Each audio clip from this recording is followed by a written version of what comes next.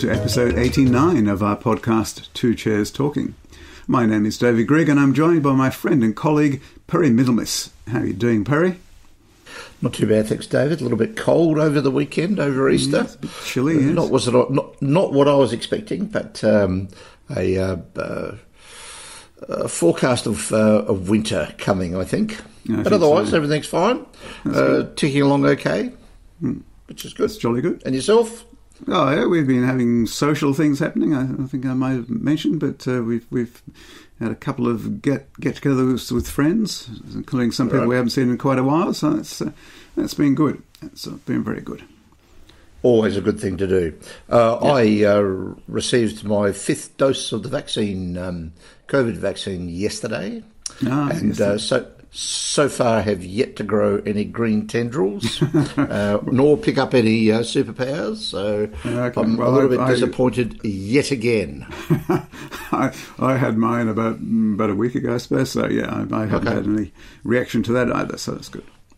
No, I mean the only reaction I get, and I know it's different for everybody else, but the only reaction I ever get is I get a little bit of a sore arm, which is, as I've pointed out before, perfectly understandable, seeing that somebody stabbed me with a small bit of metal into the muscle. It sort of hurts a bit for a couple of days, and it's a bit sore, but it's nothing. It's just a slight bit of discomfort. There's nothing else. So good to be up to date with that. So I'm quite happy that I have achieved number 5. There you go. Yeah, which is very good. So, other than that, we do have a bit of news, David, that's good. in the SF and F fields. The Phillip K. Award winner was announced since we last spoke. Now, this is given out by at Northeastcon, I think, in the US. It's given out to the best paperback published in America in the previous year, and this year the winner is The Extractionist by Kimberly Unger, not a book that I have heard of. I'll just give you a bit of brief information about it.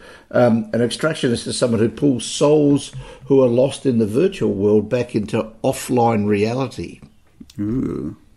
Okay, so, interesting concept. So it's referred to as a breakout technical thriller, and Kimberly Unger is a reality expert. A virtual reality expert, I suppose most of us could say that we're all reality experts, but this is a virtual reality expert. So she's created this novel, and it looks like the Phillip K. Dick novel is always worthwhile basically having a bit of a look at. I don't always get to it as much as I should, but they always find things that I've just never heard of, which. Always a good thing. Always a good, good thing to be alerted to things you haven't heard of. Yeah, absolutely. Now, the other major award that was handed out over Easter, actually presented at the British EasterCon over this past weekend, were the BSFA. That's the British Science Fiction Association Award winners. I'll only give you the top 3. The best fiction for younger readers: Unraveller by Frances Hardinge. Oh, Harding. I should look that up. Yeah, Lucy's very keen on her. Lucy Sussex is very keen on Frances Hardinge. Should check that one out. The best short fiction, which is basically anything less than a novel, won by Of Charms, Ghosts and Grievances by Aliette de Bodard. I quite like her work. I think she's a very interesting writer, and I will check that out. I'm not sure where that one's from, but probably on one of the online magazines. And the best novel for last year was City of Last Chances by Adrian Tchaikovsky. Oh, okay. So Tchaikovsky is also somebody who is building up quite a reputation. He does a lot of good, solid, hard science fiction. I know he wrote his Children of Ruin series, which is about the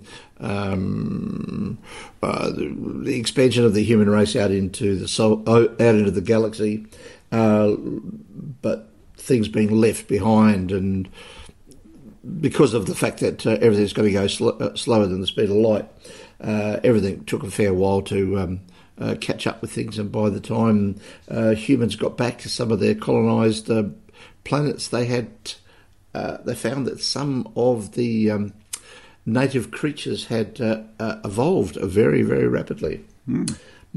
First one includes... Well, he's a writer I must catch up with. I've really only read his a novella by him. I hadn't even read anything longer than that, so I must... Oh, okay. Well, he's won a couple of BSFA awards, and the first one of his that I read Evolved was in this continuing series, and involved an uplifted or evolved race of spiders. Okay. So a bit on the scary side, but a very, very interesting piece of work, and it hung together extremely well. So he writes a good story, and worthwhile keeping an eye on. Yes, yeah, I must get to his some of his work. By God, he's prolific. He seems to be putting out 1 or 2 books a year, plus a few shorter pieces like novellas and so on. So sometimes you get to the point where some of these authors, it's just hard to keep up. Yeah. But okay, they're writing faster than you can read them. Yeah, I know. Try we must, David. We must. Oh, that's interesting. Right. Interesting. Good. Right. Well, that's about my news for this week. And anything from you? We haven't heard any more about the Worldcon in Chengdou. No, nothing much as yet. Any significance? No, we're still with the nominations are now open, aren't they, for the Hugos? They are, and I don't know how long. I believe I have. I haven't voted as yet. I'm still sort of getting my act together and trying to work out what I could do. The good thing about their voting forms, though, is that it isn't just a once-off where you vote, you can't vote again. You can actually go back in and add to your amend your existing voting, so that if you've decided that you've read something that was far better than what you'd put on your list, you can actually go in and take something out and put a new one in. Or if you haven't if you haven't nominated up to 5 in each category, which is the maximum that you're allowed, you can go and add another one in. Another one, yeah, that's good. So there you are. So that's all right. But I still have to get to that, and I'll be doing that in the next couple of weeks, I think. I want to finish off one book that I'm currently reading, and then I shall have see whether that should go onto the list. I'm only about 150 pages through it, but at this point I would say that it's a fair chance it's going on. Oh, so all right. We shall talk about that one later. All right, Perry, so what have you been reading recently? Well, one of the interesting little books that I've been picking up recently is from the 1960s, and might be one that you know a little bit about, David. It's an alternate history novel, or is it a novel, called Pavane by Keith Roberts. Oh, yes. Now, Roberts, I look on this as being a collection of stories rather than a straight novel, because while I think there are about 5 or 6 stories actually in this particular book, while there are a couple of characters that pop up in 2 or 3 of the stories, and one vehicle that pops up in a couple of the stories as well, it doesn't actually give you the feeling of being a full novel, but it sets out to describe an alternate world. So let me just explain what happens here. This is an alternate history novel where the timeline change occurs when Elizabeth I is assassinated in 1588. The Spanish Armada, which was floating around at that stage, set sail for England, defeats the English forces. England is overtaken by Spain. Catholicism is reinstated and the Protestants are basically exterminated. And then the Roman Catholic Church, based out of Rome, then uses the English forces to defeat Protestants in the Netherlands and in Germany. Now, as a result of this, the Industrial Revolution is delayed, so that by the time of these particular stories, which have an internal timeline of being set in the 1960s, technology is really rather backward. Electricity is known about, but is basically forbidden and is only being experimented with by a guild of signallers. And messaging across from one side of the country to the other or across long distances is carried out by the use of high semaphore towers scattered across the countryside.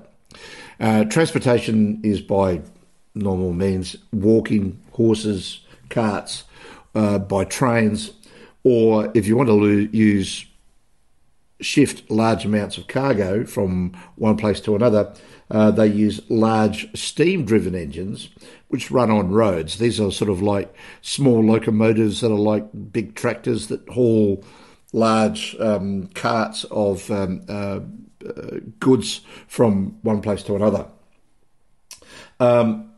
So there's a series of these particular stories. One that deals with the signallers that look after the semaphore towers, and that's, I think, probably the best of them and the first of them that was written. Although I would suggest that all of them are pretty good. It's quite an interesting way that putting all of these stories together gradually builds up a view of what the countryside is and what the country's going through in this particular alternate timeline.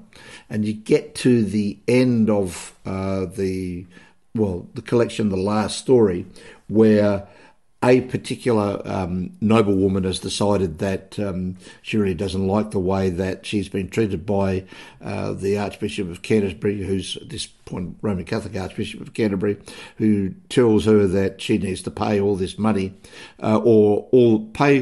give a certain tithe of all the wheat. And she points out that they've had 3 bad seasons and she can't do this because her people will starve. And to which the Archbishop has said, his line is, well, tough. You have to pay it and that's it. And she said, well, no, I'm not going to. And starts basically a revolution. This is a very, very interesting set of stories. One of the great alternate history sequences of stories. But this was all he wrote about this, which is a bit of a pity because I think there is probably more that he could have done. But then again, I can also see that isn't it always best to go out, David, when you leave your readers wanting more rather than thinking, yes, true. That's an old story about sportsmen. Always go out when everybody says, why did they leave now, rather than why didn't he go earlier? Don't overstay your welcome. Do what you need to do. Get it done. Do a really good piece of work and then move on. And he's done that with this particular book. So this was, all the stories here were published in New Worlds and SF Impulse, the major United Kingdom prozines from the 1960s that were edited by Michael Moorcock. And they were all published in 1966. And this particular collection, and I'm going to call it a collection rather than a novel, came out in 1968, and it is certainly worthwhile looking out for. It's a wonderful piece of work. Yeah. I read it probably when it first came out, or not long after it first came out, but so I can't remember very much of it. So however many decades that is back, but I do remember enjoying it. So I'm not sure. I may have a copy around the house. If I've got a copy around the house, I'll go hand it up and read it again. It'd be well worth doing. Oh, I think it's quite short. It's under 200 pages. There's about 6 novelettes in it, so you can read each one completely individually. Just read one a day, and you finished it in a week. And excellent stuff. I was reading it because I gave a talk at the Nova Mob about short science fiction from 1966, and there were all of these stories came up into that. And there's a couple that probably aren't as well. There's always a couple that aren't as good as the others. There's a hierarchy in terms of which ones are the best stories there. The first and last stories are probably the best in the particular collection, but that isn't to say that the others are poor. They're above poor. They're well above poor and above average into the good, or even up into the excellent level. So, but certainly recommended. Well, I can see that alternate history is going to be a bit of a theme in this episode, because I'm going to talk about an alternate history book too. And this is Civilisations by Laurent Binet, translated from the French by Sam Taylor. And this is a very clever piece of alternate history, which completely and yet plausibly, I thought, inverted Jared Diamond's classic Guns, Germs and Steel, which I know is one of your favourite books. But this turns it on its head completely. So instead of the Europeans overcoming the long-established civilizations in the Americas, in this novel, the Inca and then the Aztecs conquer most of Western Europe. Sounds crazy? Maybe. But then how crazy in the real history is it that Francisco Pizarro and his group of only 168 men overcame the long-established and mighty Inca Empire? It's pretty crazy too. Germs. But this is how the story is overturned in this history. So in any alternate history, it's always interesting to look for the breaking point, the one incident which shifts the story into a different trouser leg of time, as Terry Pratchett so memorably called it. And here it's what happens to Freydris, who's the daughter of Eric the Red, who, with a large group of Vikings, sail west from Greenland to Vinland, where Leif Erikson established a short-lived colony in North America in about the year 1000. And for various reasons, Freydris Eriksdotter is expelled from this newly established settlement there, and with a group of followers and supplies, including horses and cattle, set off to make their own settlement. But storms drive them south along the North American coast, and they keep trying to settle down and develop good relationships with the local inhabitants, but lots of things go wrong, including the fact that the Vikings bring with them serious illnesses, germs, from the old world, which devastate the local populations, of course, only sparing a few people. So Freydris and her crew are expelled time and time again, moving further and further south before finally finding a resting place in South America, where they're able to establish a permanent colony and interbreed with the locals, to whom they teach the techniques of ironworking and other arts. And of course, the locals who survive the germs that the Vikings bring with them have become largely immune to those diseases, because the survivors are the ones who have developed immunity.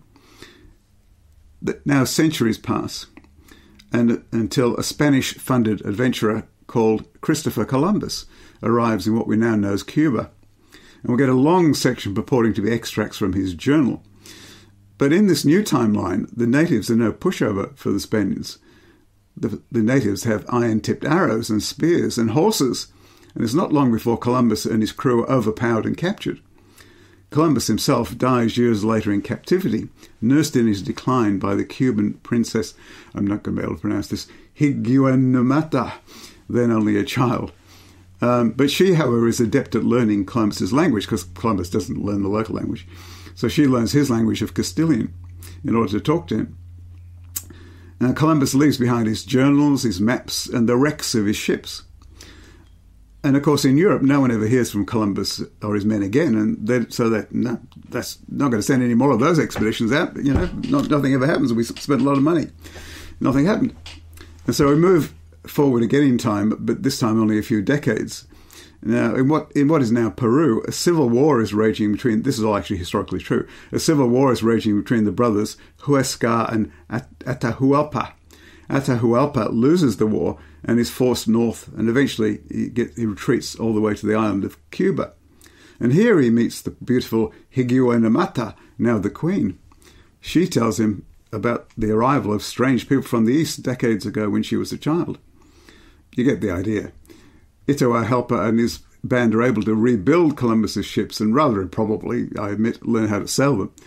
He takes a few hundred of his people east, and they arrive in Lisbon just after it suffered a major earthquake. And they've got a lot of supplies with them, so they're able to help out the local people. I won't go into a lot of more detail. You really should read the book. But one thing leads to another, and eventually the Inca group take power in Spain, having captured the Holy Roman Emperor Charles V, holding him ransom. Ultimately, after Charles's death in a botched rescue attempt, Atahualpa is declared Emperor, Holy Roman Emperor. And for a while, peace reigns. But then the Aztecs arrive, having followed the trail the Incas have already blazed. Look, it's a wonderful concept, very cleverly done. But I would criticise it in the sense that the book's very uneven. The early parts with Freydris, the Viking person, and particularly the Columbus's journal, are very well-paced and very interesting. And later on there's some very amusing correspondence between Sir Thomas More and Erasmus about the new religion of the sun, which is being spread by the Inca, which is gleefully seized upon by Henry VIII because it permits men to have as many wives as they like. But there are other parts of the book which read rather like a school history textbook and can be rather tedious, particularly if you're not very familiar with the true history being subverted. And at the end of the book, rather tacked on, is the story of what happens to one Miguel de Cervantes in this new timeline. But very entertaining, clever, very, very clever concept, and very plausibly done. You sort of, really lead you on bit by bit until you accept what seems like a very implausible concept. Very clever. Okay, sounds like an interesting piece of work. Yeah, it is. It's good. Well worth reading. Let's move on to the topic of today's talk, main David. topic, yeah. Well, this is interesting. It's going to be interesting, actually, because we're going to talk both about a television series and the novel on which it's based. And this started off with Perry letting me know that there was a BBC television series of Life After Life, based on the novel by Kate Atkinson, available. So he's watched that, and I watched that. And then each of us read the book. But I had read the book previously. I read the book when it first came out in 2014. That's because I'm a big, big fan of that particular writer. And basically everything that she puts out, I usually buy a copy and read pretty well straight away. So that's what I did. But it was very interesting to go back and reread it. Because we're talking about both the TV and the book, I thought what I'd do is simply start with a short summary of the concept, if you like, and the basic plot, and then we can sort of break that down into the TV series and the book. All right, and the TV series, I should say, follows the book pretty closely. It leaves out things, of course, it has to get everything in, but it's pretty close to the book. So the basic story. The story has a fascinating premise. And that's that the protagonist, Ursula Todd, lives her life over and over again. Each time she dies, she's reborn as a baby at the exact same date and time in 1910. So Ursula dies many times. I think I counted it in the book at least 15, 16, maybe more times during the book. She dies many times during the book for many different reasons. When she's reborn, she doesn't remember her previous life. But she does have vague premonitions and feelings which allow her sometimes to avoid whatever went wrong in her previous life and led to her death.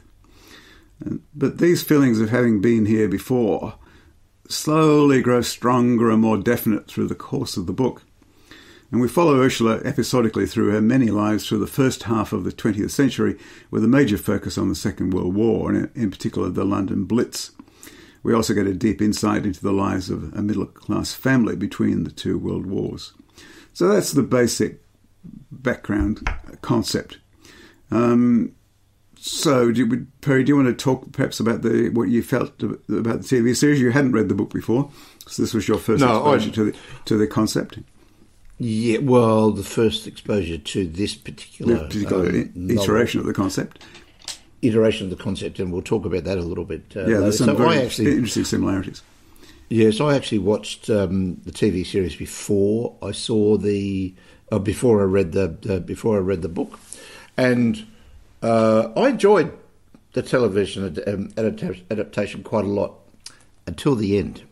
And this is my major problem with this particular iteration of this particular subgenre. So how about I basically talk a little about the subgenre and then I'll come back, sure. Because if I talk about what my problems are, you won't know what it's like in context.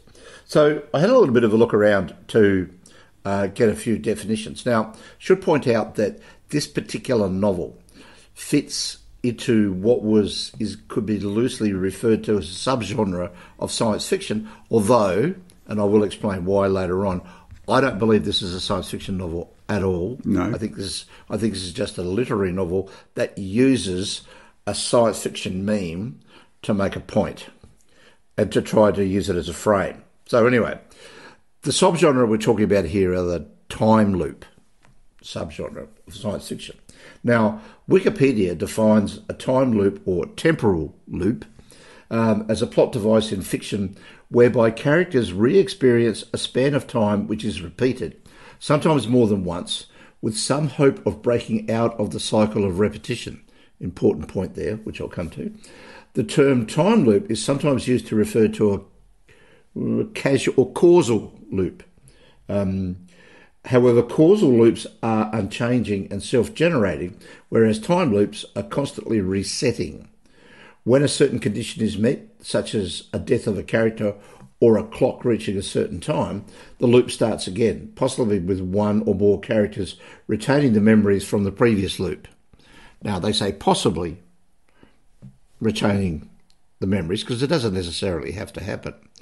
But there has to be some point, there has to be some point in the looping and going back and restarting again. And in general, you can pretty much say that there is some retention of either direct memories or feelings or emotions from one iteration to another. That's certainly what happens here in Life After Life, where our main character, Ursula Todd, who is the one that is being consistently reborn, has... Well, she suffers from what some people in the novel might describe as a sort of a overblown sense of deja vu, and in fact, she does actually get sent to a psychiatrist to actually have a bit of a chat about this, and he doesn't seem to be terribly fussed about this at all. Yeah, I love that character. Yeah, he's very good. He's very, very sanguine about the whole thing. Well, yeah, maybe your brain's just basically working that way, you know. And he's not maybe you have been here before. Yeah. Maybe you have. Who could tell? And if you were, how could I dissuade you from it? I mean, how can I prove that you haven't? And he's really quite good about it. He's one of the sane characters that sits in this, because the first time especially when I was watching it on the television series, I thought, oh, she's off to this shrink. The guys are really going to get stuck into her. And he's wonderful. He's just really helpful to her. Yeah. And she really appreciates the work that he does with her over the years. Now, okay, so she has these senses that she has been in places before and feels as though things might be best if they are changed. But anyway, let's have a talk about a couple of other stories and books and a film that some people might have heard of, which actually fit also into this subgenre. And the first one I'll talk about just briefly is a story called 1201 by Richard A. Lupoff from 1973. This is a short story in which an executive in New York finds himself reliving the same hour of his life over and over again from 12:01 p.m. to 1 p.m. in the afternoon. And as soon as it hits 1 p.m, bang, he goes back again. But he remembers everything that happened in the previous time, but nobody else does, and he just keeps on rolling through. So that's sort of a very thin time slice of reliving the first one. He was very annoyed, Richard Lupoff, when the film Groundhog Day came out, the one with Bill Murray, where Bill Murray plays this obsequious, he's just obnoxious. Obnoxious is the word I'm looking for. A reporter who's a television weather reporter who's out somewhere or other, wherever they have that Groundhog Day in the US, where they bring out the groundhog, and if it sees its shadow, then everything's going to be fine, and if it doesn't, they've got another 6 weeks of winter. And he's stuck in this one day continually. He wakes up the next morning and it's the same song playing on the radio, and he goes through the whole thing again. He's the only one that remembers anything about what happens, and he doesn't know how to get out of this loop. And basically the film really revolves around him trying to work out how to get out of it. Now, the other big one, another book that utilises a very similar theme, is that of Replay by Ken Grimwood. This won a World Fantasy Award back in the 1980s and concerns the main character of Jeff Winston, who dies of a heart attack in 1988 and wakes up back in 1963 as an 18-year-old, and that he lives his life again, and he dies of a heart attack in 1988, and that he's reborn. But the next time that he's reborn just a little bit later in 1963. And as he goes through his iterations, the gap between the difference in time between when he was born and one iteration and the next starts to increase. It goes to days and then weeks and then months and then years and then decades until he gets all the way right through till he's just reborn just before he dies. And this time he survives his heart attack. And then after that his replays stop.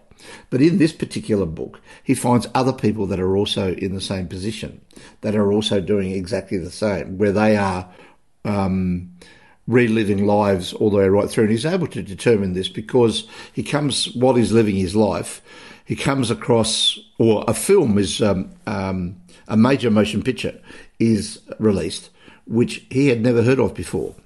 And so he's able to track down the person that created this major motion picture, who has,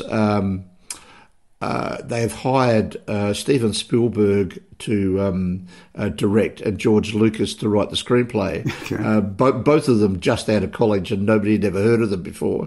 And the thing just goes absolutely gangbusters and is bigger than, all the big blockbusters you could think of. So that's why he is able to determine that there's somebody else out there that is going through the same process as he is. And they do meet at least one other person in that particular novel.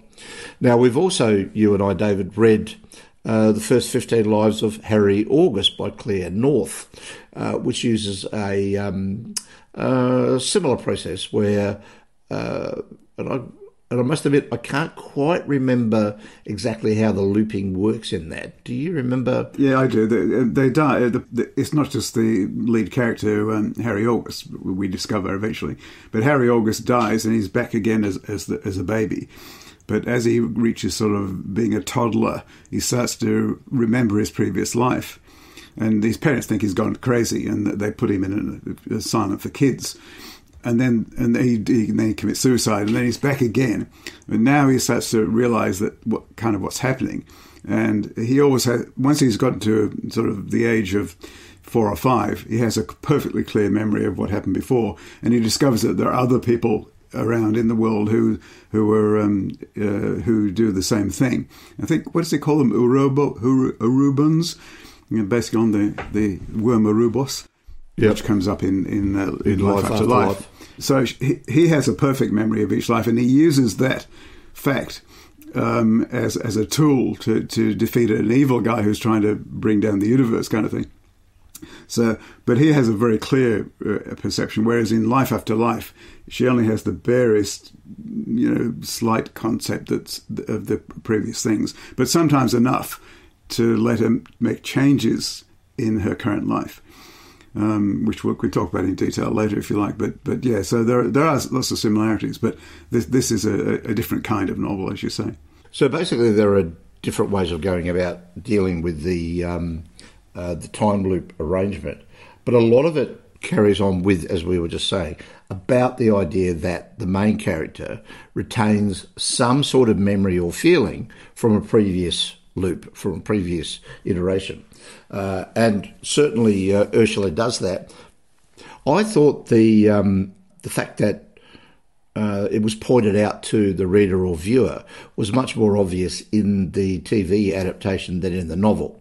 The TV adaptation actually has a voiceover and narration, and sometimes you are going to get some information from that is gleaned from the novel, but sometimes it is actually, I thought, slightly expanded, and I thought it actually worked a little bit better. There are times in the novel where you sort of think, sure, she knows something here, but it's not really, the author's not really pushing that part of it terribly much. There's one occasion in particular, the one that my wife and I enjoyed quite a lot, was the fact that in one of, third or fourth iteration through, Ursula dies of the Spanish flu, which she contracts when she's about 8. And she's able to determine that what happens is that, what does happen, although she doesn't remember the exact detail, is that the Irish maid in the household goes with her boyfriend down to London to see the crowds and see the end of the war, and comes back with the Spanish flu, passes it on to the whole of the family, and Ursula and her younger brother Teddy end up dying. Now, Ursula gets the feeling that something is going wrong. She's got this feeling of a sense of dread about something going to be happening around about the time that Bridget, in the next cycle, says that she wants to go down to London, and Ursula tries whatever she can to try and stop her from doing so. Yeah, and in the end, gets to the point where, I can tell you, we can tell people this because she pushes her down the stairs and makes it so that she can't actually walk very well, and ends up going to not being able to go to London, and therefore doesn't bring the flu back. But she doesn't really know why she's doing it, other than she thinks this is the only way that she can avoid something really bad happening. But she doesn't actually know why. I thought that was all very clever. So did I. But in the book, I think there's an extra thing where she figures out another way of doing it, which isn't quite as dangerous. Which is later on, though. Which is much later on in the book. And she tries something slightly different later on, because I think she has the feeling of dread about getting into trouble from her parents, because it's not the done thing to go pushing the when you're a 10-year-old pushing the maid down the stairs, trying to pushing the maid down the stairs and not being able to say why you did it. Yeah, that's right. So that's a bit of a problem. But the major problem that I had with the particular book is that if you take those other stories, Groundhog Day, Replay, there's an ending to it. You get to the point where, in Groundhog Day in particular, this is the one that most people would know, the Bill Murray character actually has to go through a process of learning to be more humane, more thinking of other people rather than thinking about himself all the time, although he has to work this out as he goes. He just starts getting to that point of view where he starts helping people along the way, pushing people out of the way of cars when they were going to get run down, or catching them after they've fallen out of trees, or helping people across the street, all this sort of stuff. He starts getting to being more of a decent human being. And then at the end, he snaps out of his looping and he wakes up one morning and the song's changed and he can move on with his life. The difficulty I have with Life After Life is I don't think that is actually going to happen.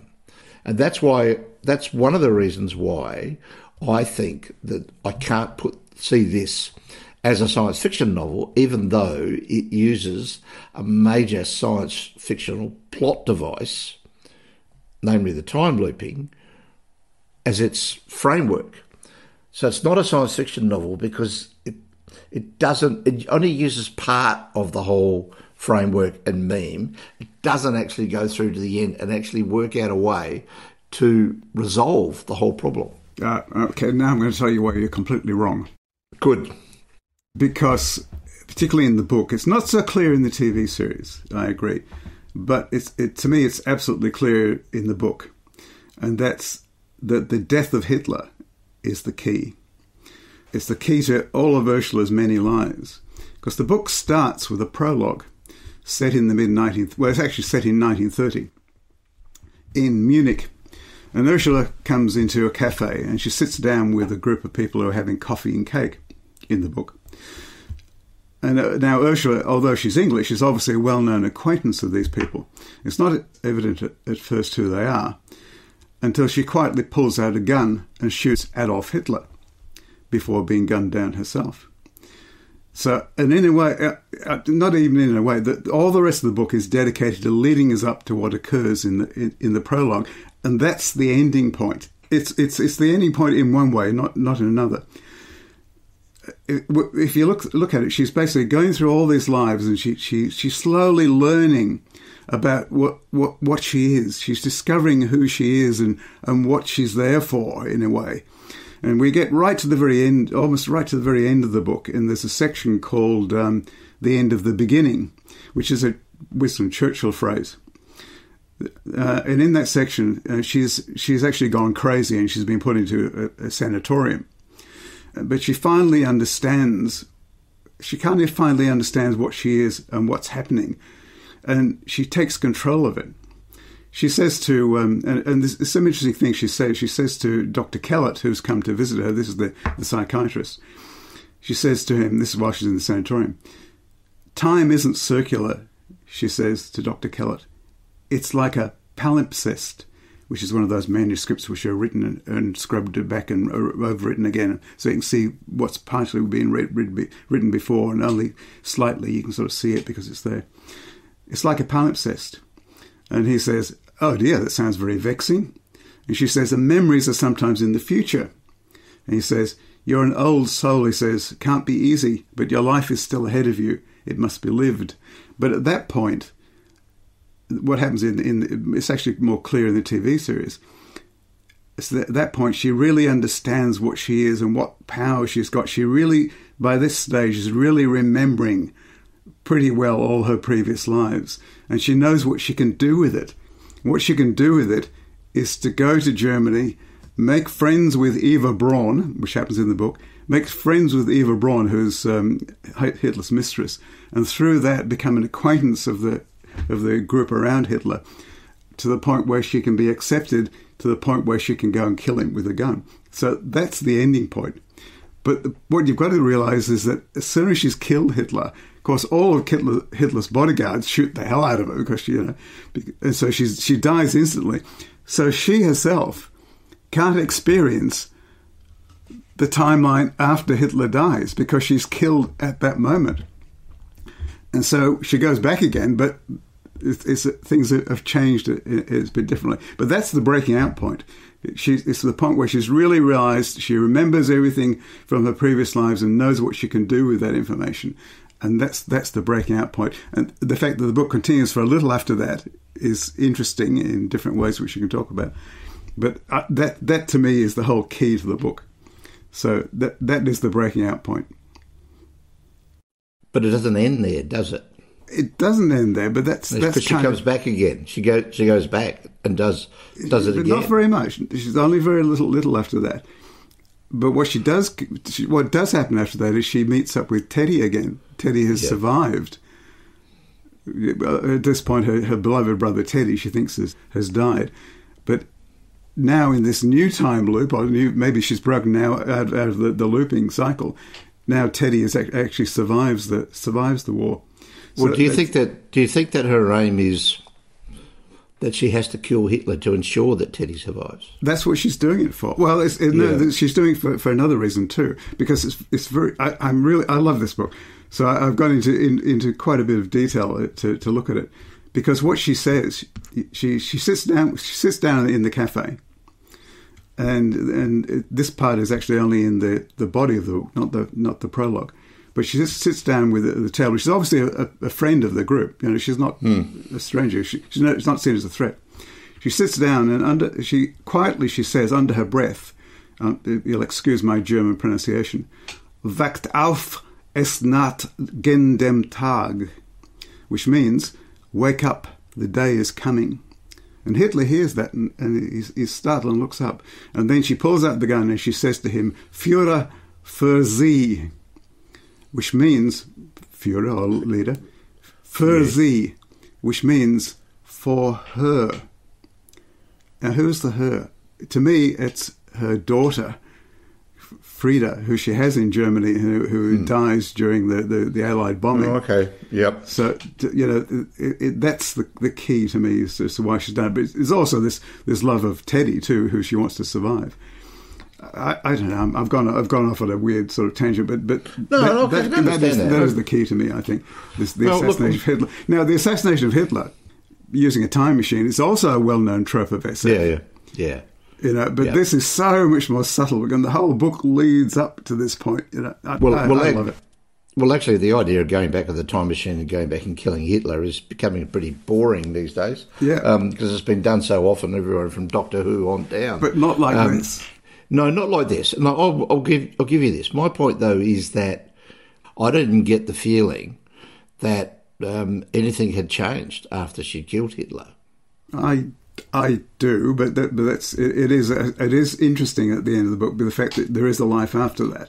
So I suppose the other thing which I found really interesting about it is this whole idea, as she says, it's not this perfect repetition every time. This concept of being like a palimpsest, this manuscript which has been scrubbed out and written over again and over again. The whole concept of time in the book is really quite complex because each iteration of her life isn't exactly the same. No. And it's not exactly the same just because of her actions. There are other differences, like Dr. Kellett.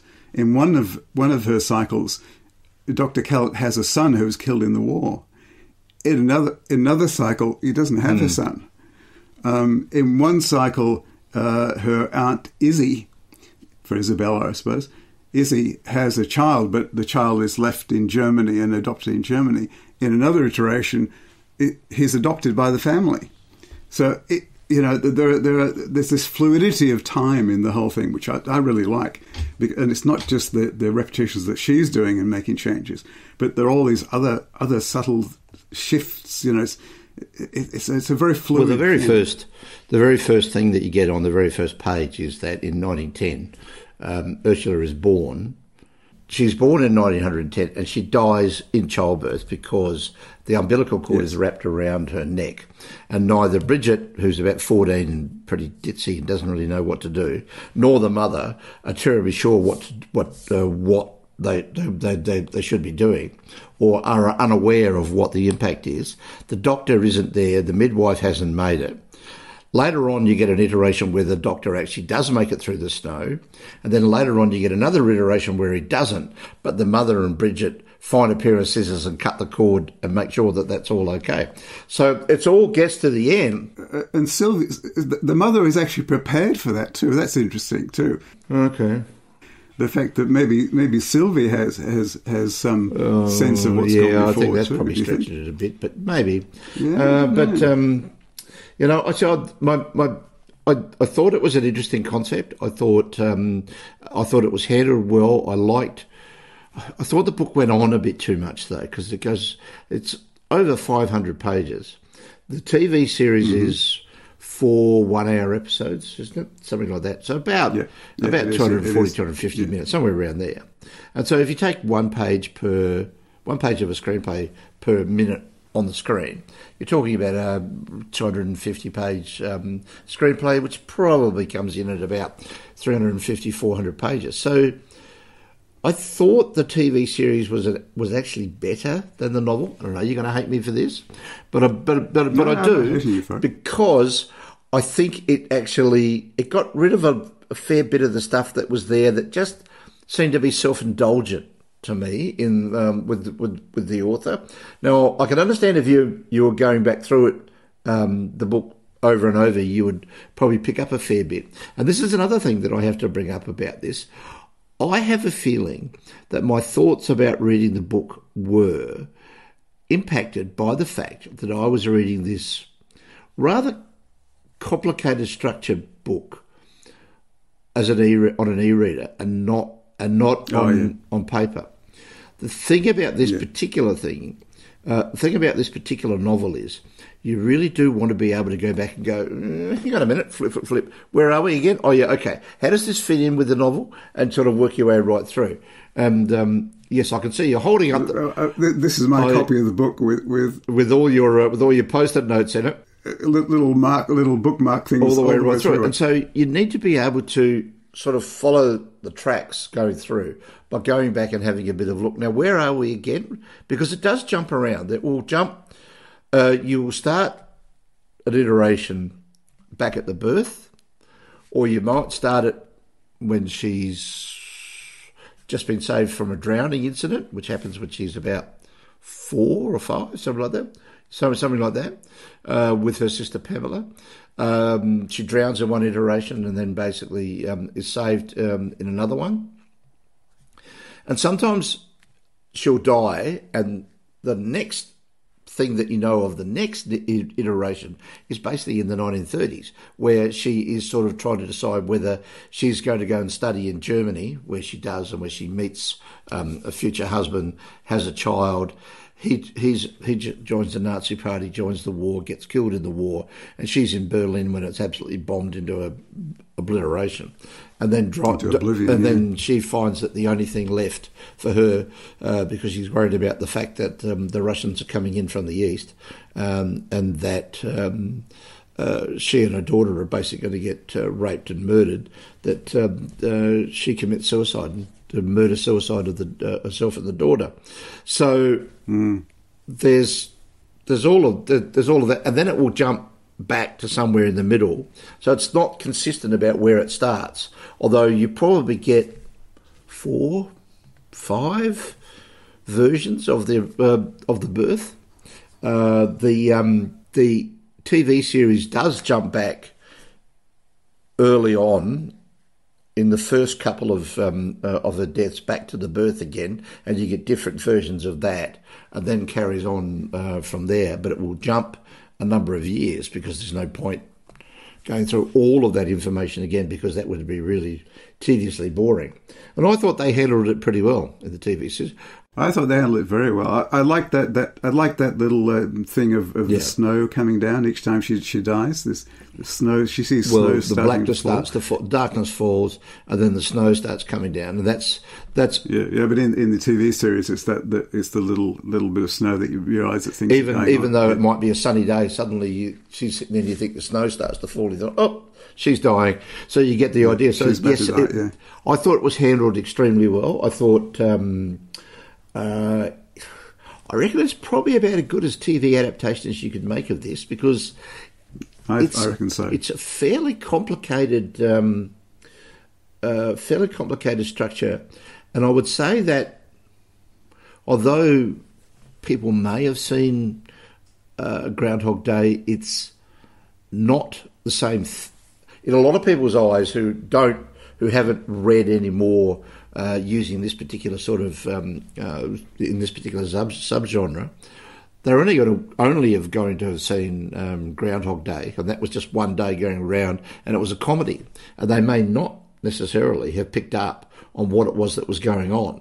So the makers of this particular TV adaptation were having to think of this as being going out fresh into the world where most of the viewers were not familiar with the concept.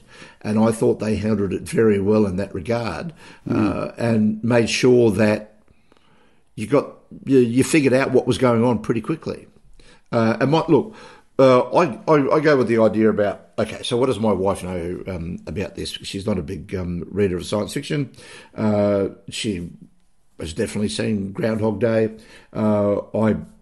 I suggested that we watch this because, you and I were going to be watching it. And she really greatly enjoyed it, thought it was absolutely wonderful. My wife too, yeah. So she enjoyed it, didn't have any problem with the concepts whatsoever. So obviously the TV adaptation handled that very well and explained it all as best they possibly could. And I thought they did very well. The other thing I thought they did very well was because you're going back and back and back again, they had to deal with Ursula as a child at different ages. And so there's a number of child actors in it. And I thought that the casting there was very good because, I mean, in a series if you're watching a movie which is a biopic, you have a young character cast as the young central character, and then you move on, and then you leave that behind and you're into the adult character. You never really have to compare the two together. Whereas in this, you're constantly having to, in a way, to compare the adult Ursula with the younger Ursula. And I thought the casting was done very well because that seemed to me to be seamless. I never had any doubts that it was the same character. No, I felt the same. I thought that was done very well. Because you're going to be jumping back from a time when Ursula is in her late 20s, early 30s, all the way back to when she's 3 or 4 or 5. And yes, I agree. I didn't get any sense of dislocation when I was jumping back. Oh God, this person looks nothing like them, is acting nothing like them. So I'm just assuming that what they did was the script was all completed, and the filming must have been done. We're just going to do this scene and this scene and this scene and this scene, and use the kids continuously for the whole lot, and then gradually work our way through and do all the rest. And so that takes a fair bit of shuffling in terms of your production and also your scripting and your editing later on, and it worked. It worked very, very well. I would hardly recommend that people see the TV adaptation. I was a bit disappointed in the novel because I didn't think it rounded things off the way that I would have liked it to have done. I think on the basis, David, as I said earlier, that I think that what it is that it sets up a premise that seems to have a solution which is going to have an ending. And to me, I didn't feel as though that, yes, I'll take your point that there's the solution that she finds that her major aim in all of these iterations is that she has to continually go and kill Hitler every time, knowing that it's going to kill her because there's nowhere to get close to him, even by the time that, by this time. By the time that she is old enough to be able to be in Germany on her own and be able to be wandering around, he has then got to the point where he has enough influence over people around him that he has a large number of bodyguards. So that she can't go back and sort of kill him when he's just out of the First World War, for example, because he's only 8 or 10 and wouldn't be capable of it and wouldn't have been allowed to go there on her own anyway. So she knows that she is going to die every time she kills Hitler. But it's just like another loop going round and round. Do you think she kills him more than once? I think she does kill him more than once. I don't know. That's interesting, isn't it? Does she kill him more than once? I don't know. Okay. Interesting. It's one of those books which leaves you thinking very deeply, I think. So that's one of the reasons I like it. Well, I think... But you're right. It is a literary book. It's not a genre book by any means. It's definitely it's a literary novel that utilises a science fictional meme. Similar sort of things like The Time Traveller's Wife. That is a literary novel that uses the science fiction meme or idea of time travel. And that's time travel's gone out of the science fiction genre now. It's part of the general culture, and I'm thinking that if there was another one of these fairly shortly, then this would have gone as well. So if they actually get to the point where they make Replay, which make a film adaptation of it. I was reading that there was an attempt to make it, but it fell over. I think it probably deserves to be done. I mean, because of course the concept is interesting enough. And filmmakers have not said, oh, well, somebody's made a time travel movie, we can't make one for five or 10 years. No. It's just a concept that they can wrap a story frame around. So, a story around that particular framework. And why not use it? Now, you thought the novel was fairly long. Yes. You would maybe or may not be interested in the fact that there is a sequel. Oh, okay. Oh, dear. Called A God in Ruins, which is about Teddy's life. It's all based around Teddy's life, but it's the Todd family again, Fox Corner where they live, and his experiences during the war. But this one doesn't have the concept of the multiple parallel lives. It's just a straight telling of Teddy's life, but it's well worth reading too. All of her books are well worth reading. All right, so you aren't going to tell me what happens in this one. So, in terms of the end, he survives the war. He dies as an old man. Oh, okay. So this is the iteration where he survives the war. Yeah, he dies as an old man. Okay. All right. Yeah. It's good, but anyway, it is good. But I say I'm a big fan of all her books. I've read all of her novels. The only thing I haven't read of hers is there's a collection of short stories which I must get hold of and read because I read all the stuff that she writes. All right, yes. Well, my wife's recently this year become a fan of the Jackson Brodie crime series, which you have mentioned previously. Yeah. And they're not straight crime either. They're sort of on the edge of literary fiction, I guess. All right. All right, good. Well, I think we've beaten that much. I think so. We could look at it. Certainly is an interesting idea. It's an interesting concept, and it's also interesting to see how people from outside our sort of field, if you like, are able to take some of these interesting concepts and be able to put their own slight little twist on it. Because there's enough twists and changes in what Atkinson does here. To be able to make this certainly worthwhile and up there with the best uses of the concept that I've read so far. just because I don't like the way that it ended, it's just my problem, nobody else's, and that's fine. All right. Okay, well, that's an interesting set of connections there between our casual reading and the one that we set out to read for this particular episode, David. So it worked out really well. We're just about done then. In fact, we are done. I think we can draw a line under this particular episode and think about what we're going to do for the next one. So we shall do just that, and we shall be back in a couple of weeks. 3 weeks. 3 probably. We'll talk to you then. Thanks, David. Bye.